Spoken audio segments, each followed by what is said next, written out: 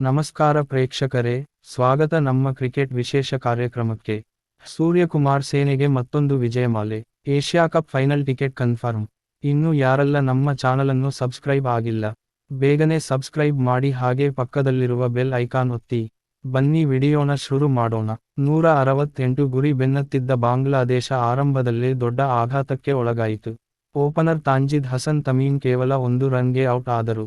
ಇವರ ನಂತರ ಬಂದ ಪರ್ವೇಜ್ ಹುಸೇನ್ ಎಮನ್, ಓಪನರ್ ಸೈಫ್ ಹಸನ್ಗೆ ಉತ್ತಮ ಸಾಥ್ ಕೊಟ್ಟು 21 ರನ್ ಗಳಿಸಿದರು.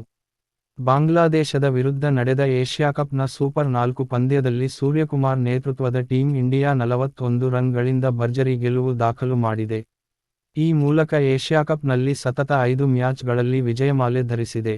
ದುಬೈನ ಅಂತಾರಾಷ್ಟ್ರೀಯ ಸ್ಟೇಡಿಯಂನಲ್ಲಿ ನಡೆದ ಪಂದ್ಯದಲ್ಲಿ ಬಾಂಗ್ಲಾದೇಶ ಟಾಸ್ ಗೆದ್ದು ಫೀಲ್ಡಿಂಗ್ ಆಯ್ಕೆ ಮಾಡಿ ಟೀಮ್ ಇಂಡಿಯಾವನ್ನು ಮೊದಲ ಬ್ಯಾಟಿಂಗ್ಗೆ ಆಹ್ವಾನ ಮಾಡಿತು.